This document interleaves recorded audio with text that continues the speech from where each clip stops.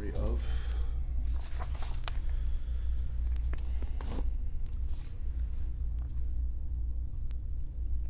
Yosef ben Moshe HaKohen. Memory of Yosef ben Moshe HaKohen.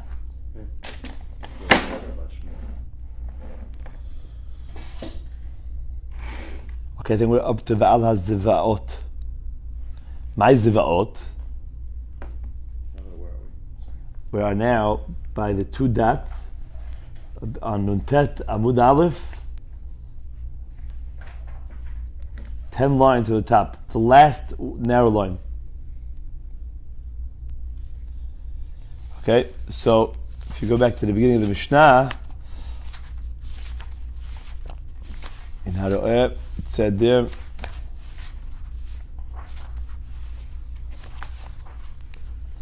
Ve'ala ziva'ot, ve'ala ramim, ve'ala ruchot, ve'ala brakim, omer baruch shekocho gvurato malei olam.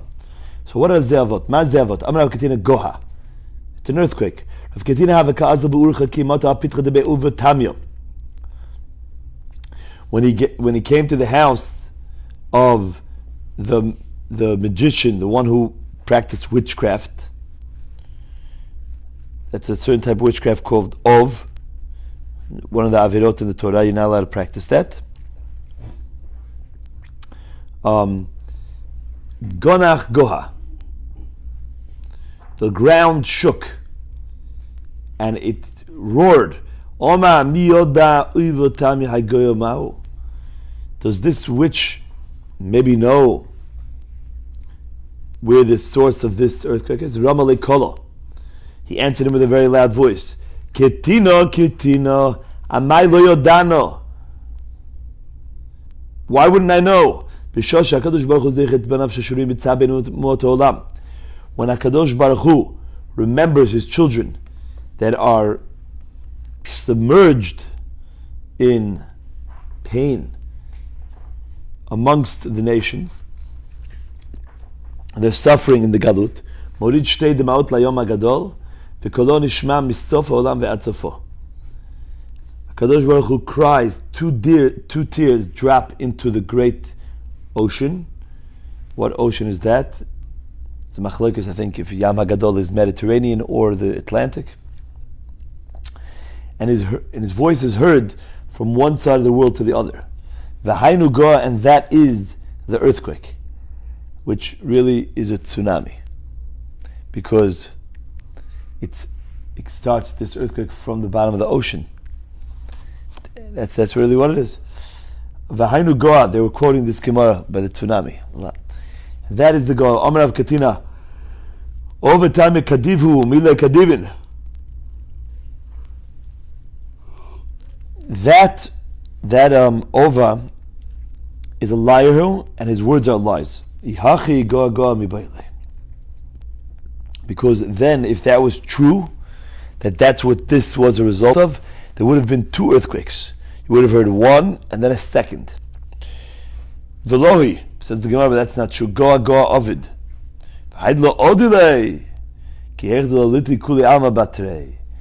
The truth is, there really was two. And the reason why Rav Katina didn't want, he publicly denied the truth of what his statement was, because he didn't want people to follow this Rasha that practiced witchcraft.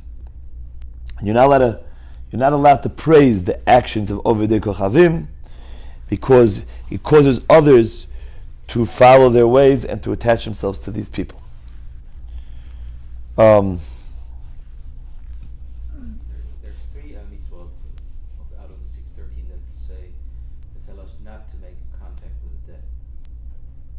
Right?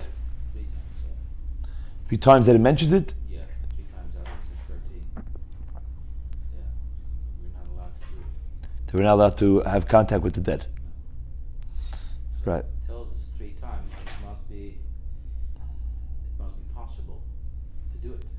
Why would it say 3 times otherwise? Right. There is something to the witchcraft, right? Yeah. There was, yeah. Rav Katina Didei, Rav Katina said another reason for the earthquake. Amar. Soife Kapov, HaKadosh Baruch Hu is going to Shenemar v'gam ani ake kapi al kapi v'anichusi chamosi. I will hit one palm to the other and calm my anger. That is where the earthquakes emanate from. Rabbi Natan Omer, anacha mitaneach. He is groaning. Shenemar v'anichoti chamati bam v'hinachamti. V'anichoti chamati, I will calm my anger down through what? Through the groan. And that groan results in an earthquake. Rabban Amri bo'et barakia, shenemar heidod kedorchim. Heidod, just like they call those who step on the grapes to make wine out of them. The dorchim, so HaKadosh Baruch Hu also is compared to that in the Pasuk in Yirmiyahu Hanavi, and it's as if he's actually like kicking the ground. Yanel kol yoshvei haaretz. So HaKadosh Baruch Hu is like kicking the ground, and the ground is moving because of that. Ravacha bar Yaakov amar dochek et raglav tachat kisei hakavod, shenemar ko amar Hashem hashamayim kisei va'aretz adom raglai.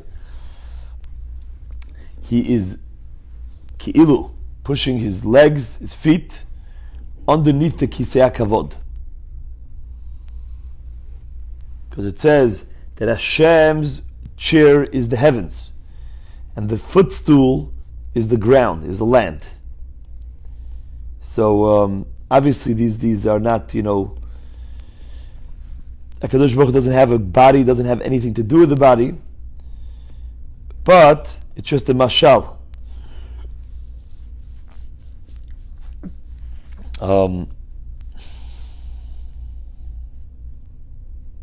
Fine. Ve'ala re'amim. And on re'amim, on thunder, you say, so we'll see what it is in a second. You say, Shekachol gvurato malei olam. My re'amim, what are the re'amim? Amar Shmuel, anoni begalgala. The way they come about is clouds which are like scratching against each other. So that scratching sound is the thunder.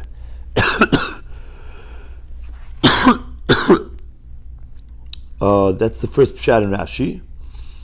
Another pshat Rashi says is that the clouds, they bump into this the galgal. The galgal is the, we'll see about that soon. The galgal is the what? The wheel. Yeah. And since they now they can start moving with this wheel, that creates the sound. Shenemar, as it says, Kol ra'amcha bagalgal, he'iru v'rakim tevel, ragza v'ter'a she'aretz. The sound of the thunder bagalgal and he'iru v'rakim tevel, the lightning lit up the world. Ragza, it angered, and the ground screeched, made a great noise. Rabbanan Amri, Anani d'shavchi mayel hadodi. It's the sound of the water pouring from one cloud to the other. Shenemar lekol titon titohamon ma'im hashamayim. It's from the great sound of the water that Hashem is, the voice of the placing of the great amount of waters in the heavens. Ravacha bar Yaakov amar, barka takifet deborek ba'anana. It's actually a very strong lightning which strikes the cloud, and it breaks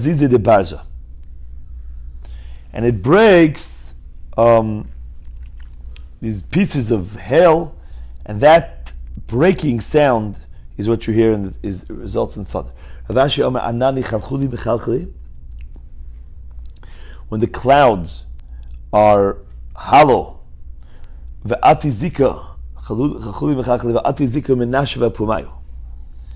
and the wind comes and it blows on their face, on their mouths, so that hollow sound of the mouth, now the wind is blowing on their mouth, and it sounds like when the wind blows on the top of a barrel, by the mouth of the barrel.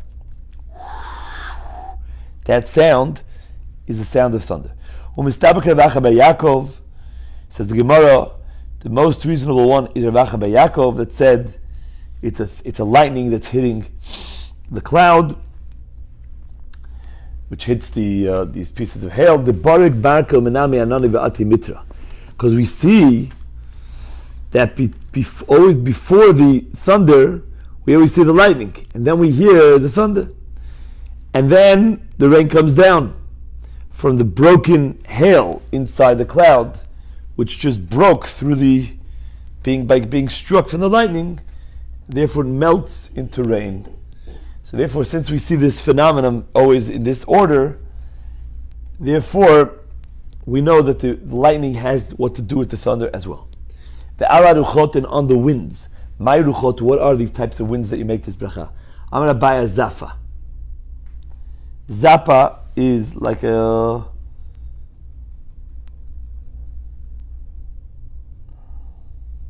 What exactly is this zafa? Basically, it's a very strong wind, like a storm wind. Could be like a tornado or a hurricane. So it's not so simple what it is, and that's why it's not so simple to make a bracha on it. We have a Kabbalah that doesn't come at night. Okay? And it's part of the chesed of Hashem, because people can't protect themselves at night, because people are sleeping, and therefore they wouldn't take the proper precautions, and we have a Kabbalah that doesn't come at night. Says the Gemara, we see they do come at night. They always start during the day, and therefore a person is able to protect himself during the day hours. We have a Kabbalah that it won't last for 2 hours. So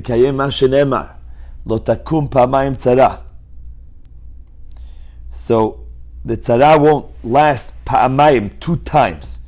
And every hour has its own time, its own mazal. Therefore 2 times would be 2 hours. We see that it does last 2 hours. So the Gemara says the mafsik beini, but it takes a little break in between.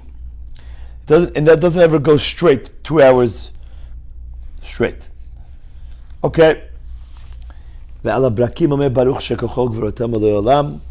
the lightning, you say this bracha, that his power and might fill the world. My brakim, amarava barka, a lightning.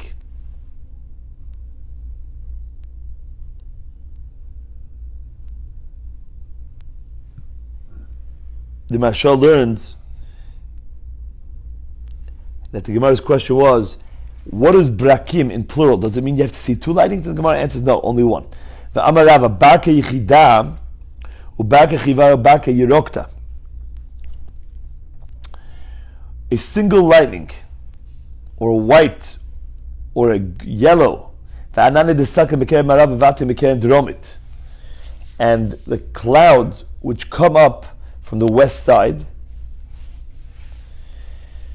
and then they return, and now they're coming to the southern side.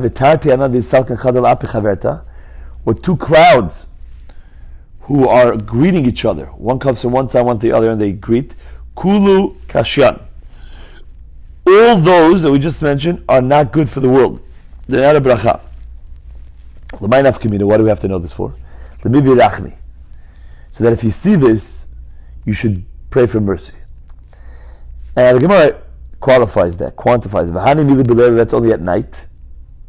But during the day it's nothing.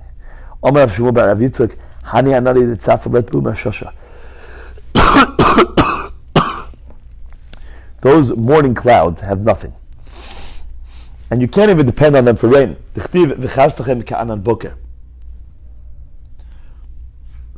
Moshe was like, I think, giving Musar, and he says, your kindness is like the morning clouds, which means just like you can't rely on the morning clouds for anything, for any bracha of rain, so too your kindness is such. The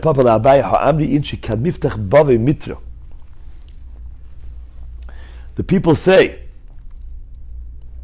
if when you open up your doors in the morning,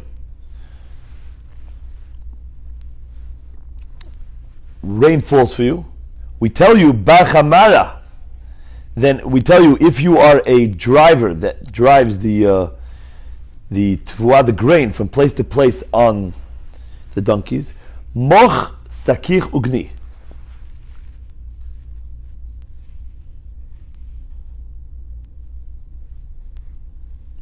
Since the price of the chitim is going to go down because there's going to be such bountiful rain, so we tell you just go to sleep on your mat, because it's not going to help you to try to travel with your wares and your wheat from place to place. Since everything is going to drop, the prices are going to drop, because this is a great rain. So you see clearly that morning rain in the morning is an amazing rain, and it produces a great amount of bounty. And therefore the Gemara is asking, why are you saying that morning rain or morning clouds are nothing? So the Gemara says, Lo kasha, hadakota be'eva. If the clouds fill the sky and the sky is very cloudy, then you're right. Then the rain in the morning is very good. Hadakota ba'anani. But if it's very not thick, it's not really dark, the sky, it's just, you have a few clouds here and there, that is not beneficial.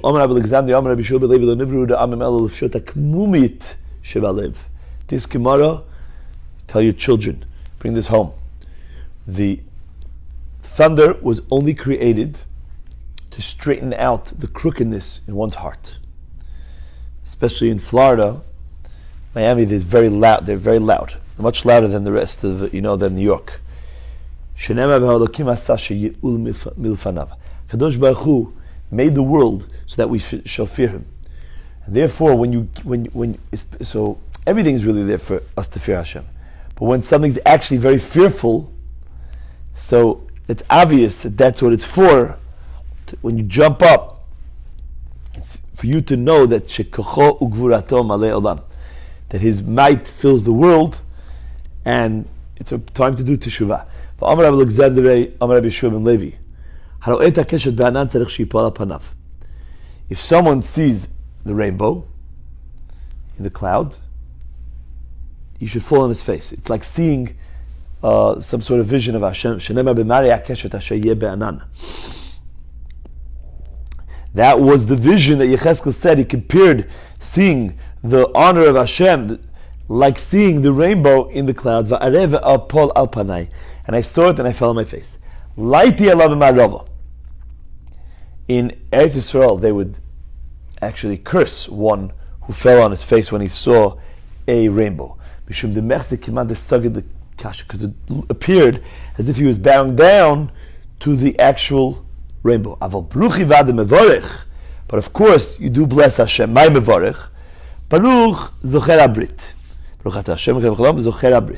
That Hashem remembers the brit that He made with Noach, like He says in the pasuk that He'll remember the brit. And He says, when you see my rainbow in the clouds, I'm remembering my brit not to destroy the world. So we thank Him for that. Matnita Tana, in the Braita it was taught, Rabbi Shua ben Rabbi Yochanan ben Broka Omer, Ne'eman bevito v'kayam b'mamaro.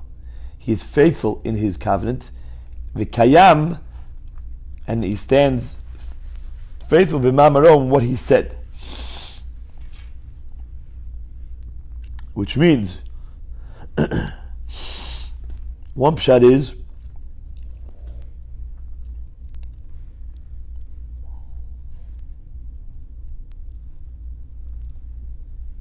that even though there are Rishaim that deserve for Hashem to actually break the Brit, HaKadosh Baruch Hu is Ne'eman Bivrito.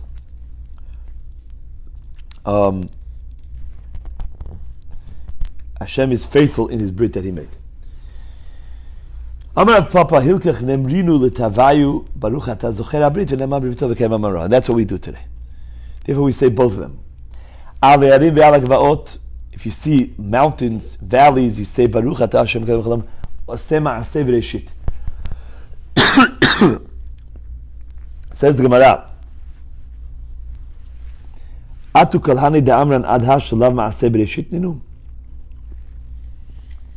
all the phenomena that we spoke about, the natural phenomena that we spoke till now, the tornadoes and the hurricanes and the earthquakes, they're not oseh ma'aseh bereshit. The lightning says lightning lamatar asa, and that pasuk is defining description of Maaseh Bereshit in Yirmiyahu Navi. So why don't we make the bracha Maaseh Bereshit? Amar Abaya krochu tani. You should sandwich both parts of the Mishnah together. And all these things deserve both brachot. Oseh Maaseh Bereshit and shekocho gvurato malei olam. Rava Amar, no. Hatam, the first case is in the Mishnah, Mevarech Tarti. You make both brachot. Baruch shekocho malei olam ve'oseh Maaseh Bereshit. Okay, that's the way Rashi learns the Gemara. You make both brachot. But hacha oseh maaseh bereshit ika shekocho malei olam leka. But here, there's oseh maaseh bereshit you make, but you don't make shekocho malei olam, because HaKadosh Baruch Hu doesn't fill the world with that mountain. That mountain is specifically in its area. It's not like a lightning which fills the sky. That's why you don't make the bracha of shekocho malei olam on the mountains or the valleys.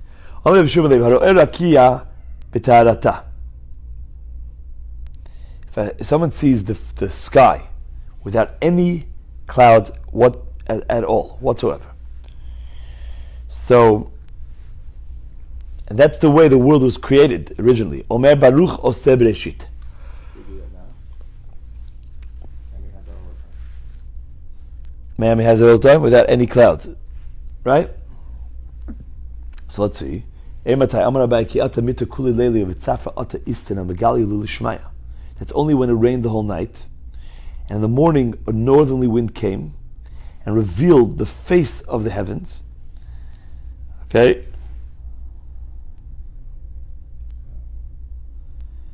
That is when it's really pure. Then you make the bracha. That's the way it looked when the world was created. Upligi, and that shita argues with the Rav from Bar Papa Amar Rav Chisda. Well, how do you know? The Amar Rav from Bar Papa Amar Rav Chisda miyom shecharav Beit HaMikdash lo nireh rakia b'taharata. From the day that Beit HaMikdash was destroyed, we have not yet seen the sky in its purity. Shenema albish shamayim kadrut b'sak asim ketsutam.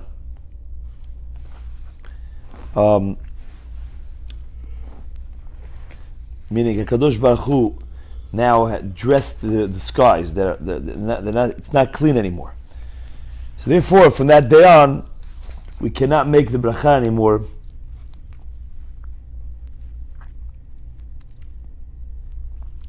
We can't make this bracha anymore.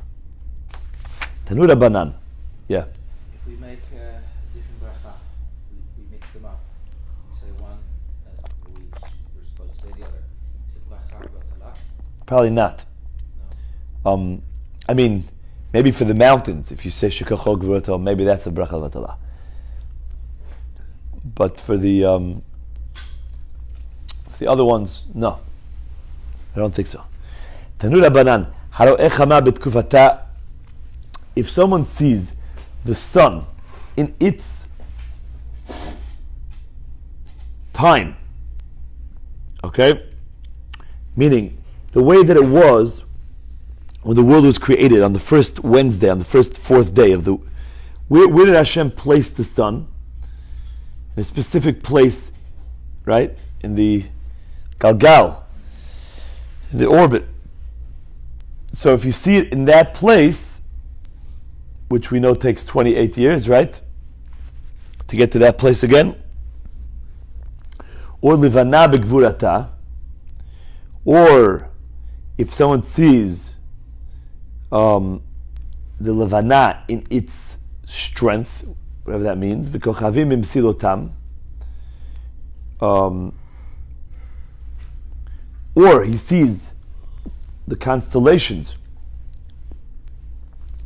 the way that they were placed in the mazalot, placed in there's a certain order to them. Umazalot kesidran. So he sees a star, one of the stars traveling, one of the shooting stars, and they're there at it's placed right at the beginning of that orbit. Umazalot kesidran, where he sees the mazalot, the way that they were created initially. Omer Baruch Hoseh Ma'aseh V'Reshit. The Ematave. When is that? Omer Abai Kol Esenu Tam Niyishnin. When is the sun in its place? Every 28 years. V'Hadar Machzor, and then it returns back. V'Naflat Kufat Nisan B'Shabtai. And the beginning of the era of Nisan is B'Shabtai. Now, Shabtai is one of the mazalot of the day.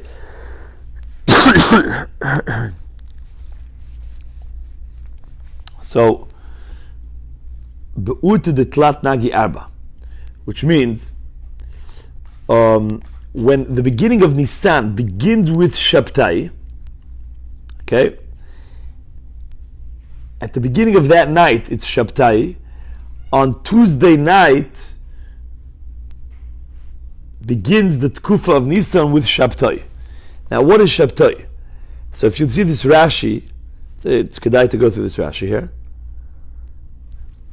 There are different mazalot, and every hour they'll change. They keep going round and round. One is called Shabtsoi, one is called Tzedek, one is called Madin, one is called what are the names for all these?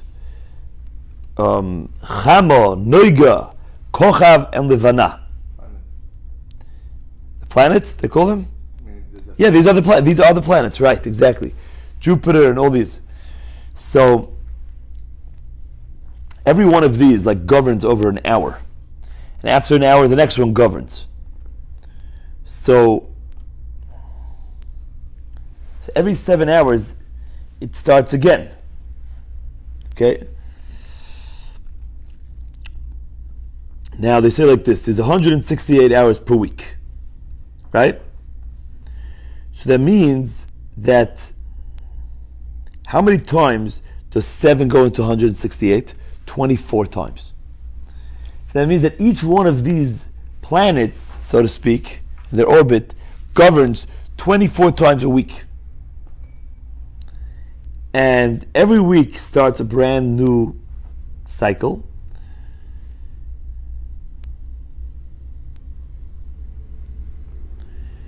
And therefore, I don't know if you have that little chart on the bottom. If they made a chart for you over there, they certainly have a chart.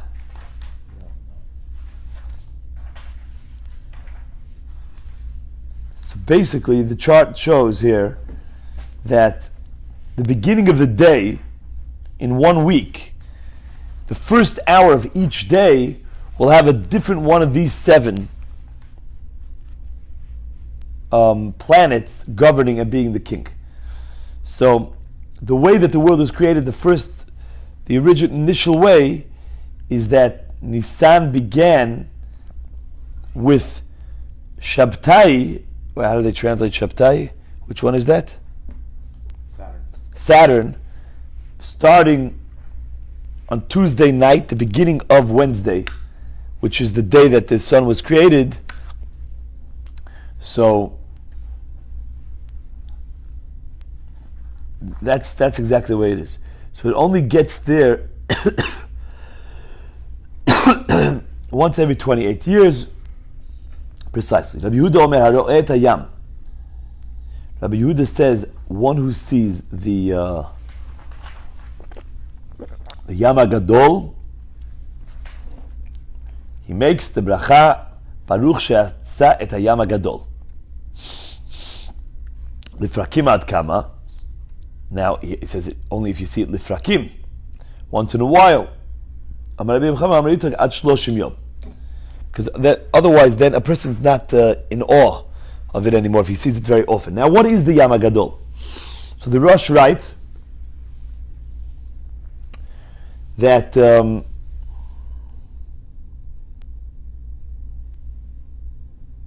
even though normally it means the Mediterranean, but over here in this Gemara it means the Atlantic.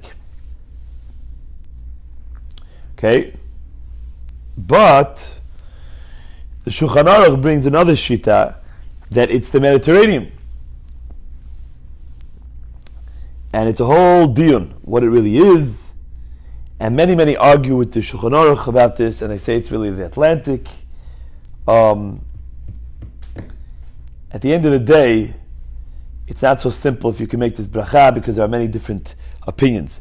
And I once heard a story with Reb Chaim Kanievsky that someone came to him from Gibraltar. And actually my friend had this story with him. He came from Canada, from Toronto. And he asked him where he's from. He said, Toronto. He said, where's that? He never heard of Toronto. And there's hundreds of people that come from Toronto to Reb Chaim Kanievsky a year. So he's met more people from Toronto than us. And but nothing, it doesn't have anything to do with the Gemara. So even if you heard the word, his children say it just goes in one ear, goes out the other. It doesn't retain it. So he said, where is Toronto? So he told me, it's Toronto, it's Canada. So he said, where is Canada? The guy told me the story, it happened to him. He said he didn't know what to tell him. He's like, the Northern Hemisphere. He's like, okay. So then my friend went over to the grandchildren. He says, I don't believe it. I don't believe it. How can he say that? No, where's Toronto? Where's Canada? So he said, let me tell you a story. 2 days ago, or a few days before, someone came from Gibraltar, this tiny little rock. It's not Toronto, it's not Canada. And he asked him, where is he from? And he said, Gibraltar. And my grandfather got so excited. He said, Gibraltar. So he said, how can you know about Gibraltar and not hear of Canada? So he said, Gibraltar, he got so excited. You're from Gibraltar. He said, it's the only place in the world where the Mediterranean and Atlantic come together. And you could for sure make the bracha of Rabbi Yehuda, Haro'et HaYam HaGadol, Omer Baruch Hashem HaYisrael Bereshis. According to all opinions, you could say with the name of Hashem, because you could see both. So Gibraltar takes a large space in my grandfather's head because there's Torah in it. It has to do with Torah. It says Torah. So Gibraltar is the size of the whole Canada. Canada is the size of Gibraltar. Never heard of it. Amazing. It's amazing. Okay. The Amar Rami Bar Abba, Amar Rav Yitzchak. By the way, the last Gemara we really skimmed through very quickly, but it's difficult, and there's a lot of astronomy involved. If you want, you can go through. There's a lot of pirushim on the bottom there, in the Artzcha Gemarot.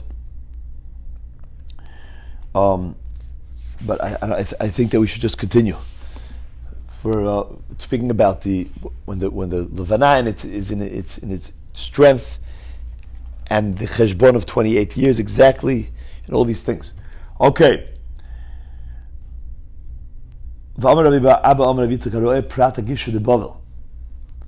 If someone sees the Euphrates River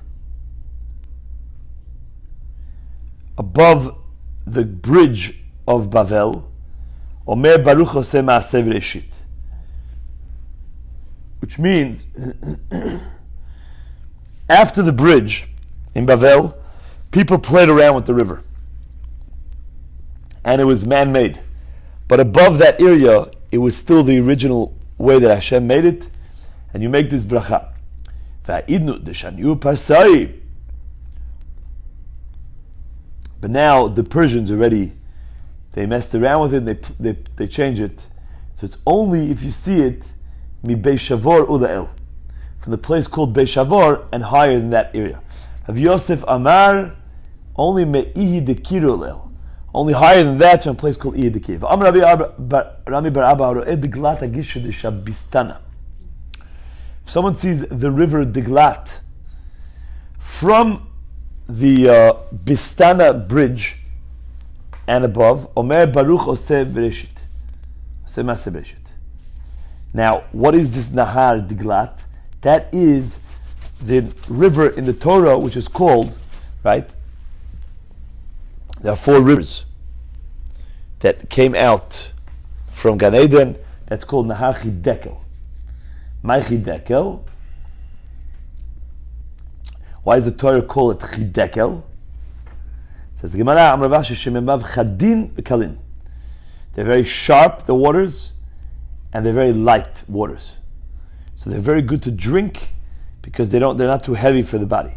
My Prat, why is it called Nahar Prat, the Euphrates River? Shememav Parim Ravin.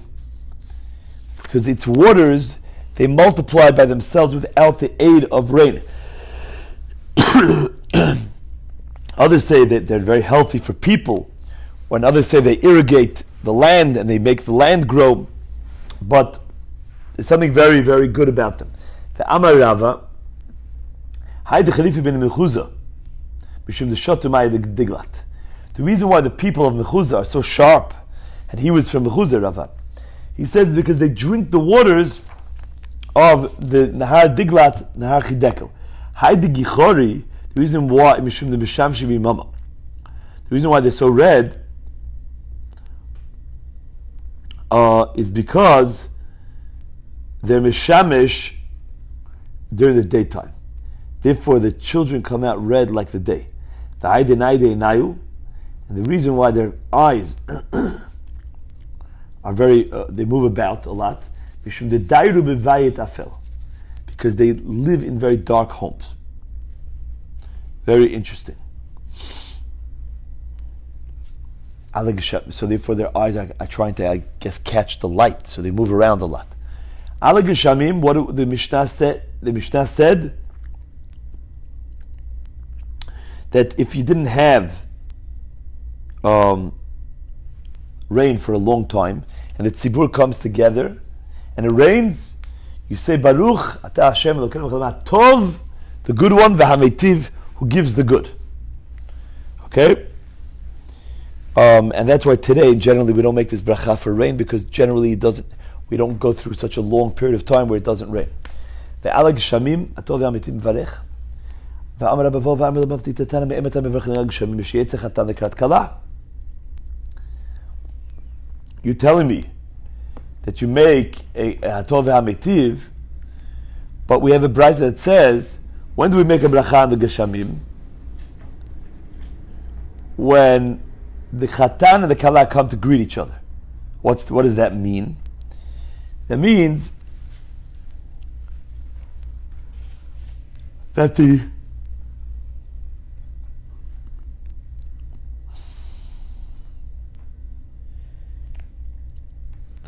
waters on the ground greet the waters that are hitting them. In my mivrachin, Amar Rav Yehuda modim anachnu lech al kol tipa v'tipa shehoradeta lanu.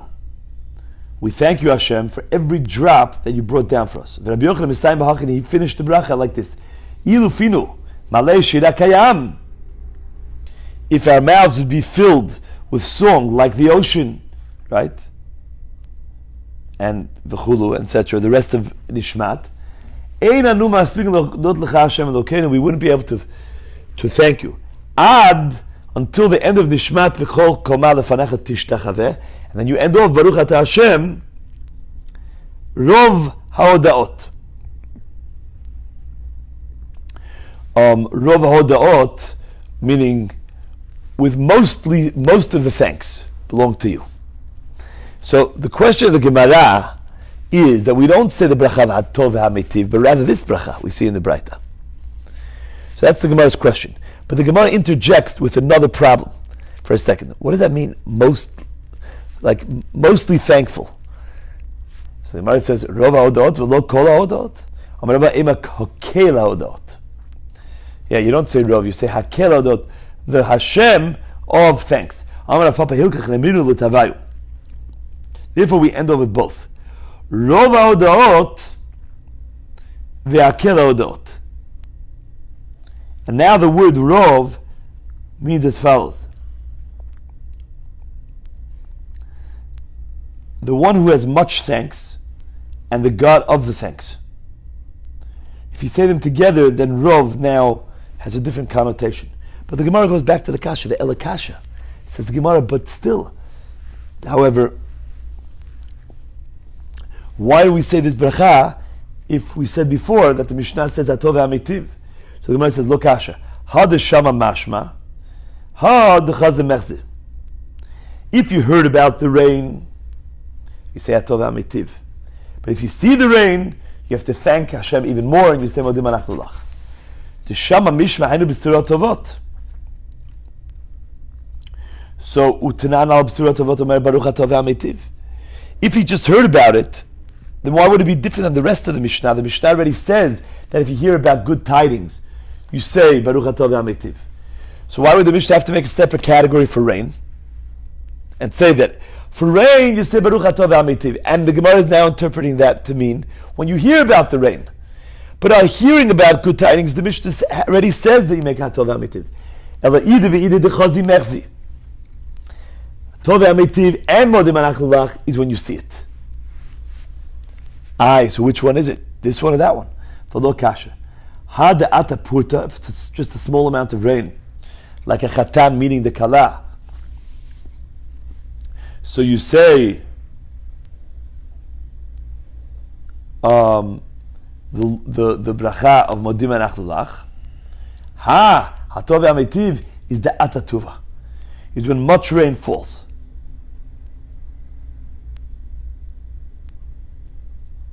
The Ritva learns exactly the opposite in Rashi.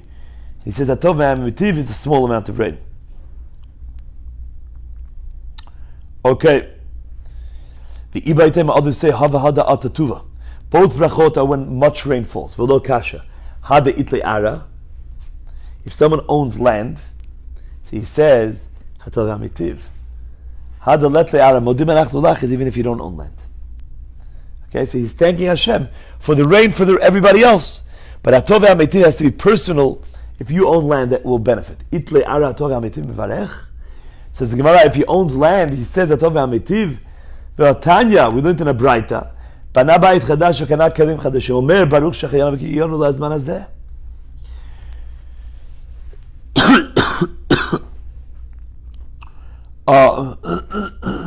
If a person builds a new home, then he says, or he buys new kelim, he says, Baruch shechayanu v'kiyonu la'azman hazeh. But if the items that he buys are not his alone, but the shalom v'shel achirim, Omer Hatov Hamitiv. So we see here that if it's for somebody else, you say Hatov Hamitiv. So why do you have to own your own land that benefits from the rain to say Hatov Hamitiv? But if it's other people's lands, you don't say Hatov Hamitiv. Hatov Hamitiv is said for others. So the Gemara is asking why.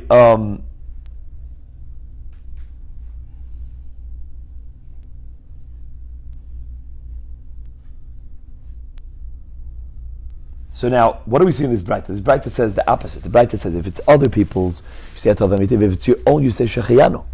So what should really happen is that if it rains and your land benefits, you should make a Shechayanu and not a Atov Hamitiv. If it's for others, you should say Atov Hamitiv. So the Gemara says, Lo kasha. Ha Atov Hamitiv the itloi shutvut is when you have a partnership. Ha de letloi shutvut. If you have nobody else, you're the only one who's benefiting, then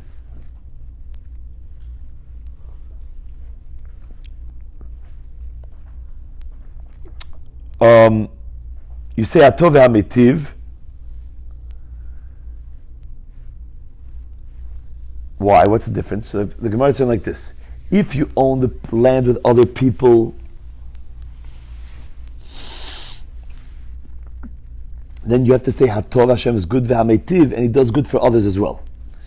But the Shechiyanu is when there's nobody else that benefits. So then you say to HaKadosh Baruch Hu that you benefit, and you make a Shechiyanu.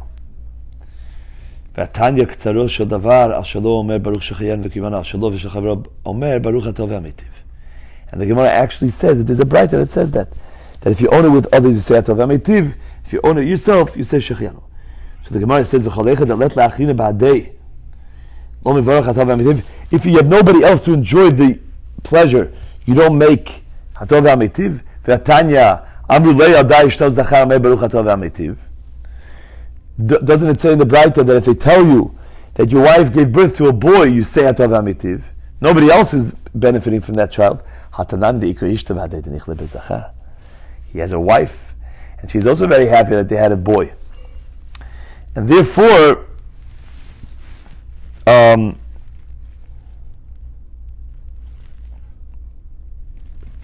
now, why do we only make it for a boy? The truth is that the shechiyanu you make when you hear about a girl. But tatov ha'amitiv has to be something tangible, like rain, or someone gets a Yerusha, an inheritance, or a boy. Why is a boy more tangible than a girl? Because he takes care of the parents when they become older. So therefore there will be a tangible benefit from the child more than a girl. So even if he's happier about the girl, he still makes a Tov Hamitiv only for the boy. So the Gemara says, Tashema, let's bring a proof to this. That when there's a benefit for others, you say Tov Hamitiv. Met aviv hu yosho. Batchila omer baruch dayan hamet, lapsof omer baruch hatov hamitiv. If his father dies and he inherits him, first he says on the tidings of the death, baruch dayan hamet, and at the end he says tov hamitiv.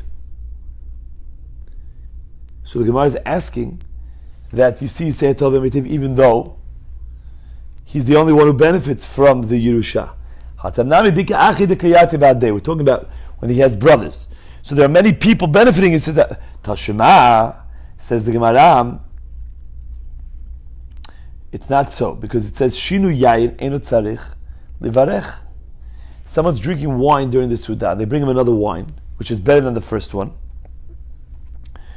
And wine is different than bread and all these other things, because wine doesn't just gladden the heart, but it satiates and gladdens the heart. Okay? So he doesn't have to make another bar priagafen. Shinu makom, once he changes places, tzarich levarech, he has to change the bracha. Ve'amar Rabbi Yosef bar Abba Amar Rabbi Yochanan, af api shamru shinu yayin eno tzarich levarech, aval omer baruch hatov hamitiv. Even though he doesn't have to make agafen, but he does make baruch hatov hamitiv. Now the Braita doesn't mention that there was any other people enjoying the meal with him. So the Gemara says, Atam nami. We're talking, well, that's the case. The case is there are other people there with him. And therefore, he makes a Tov Hamitiv because others benefited from him as well. Okay, we can stop over here for tomorrow. Chazak u'baruch. Have a very good day.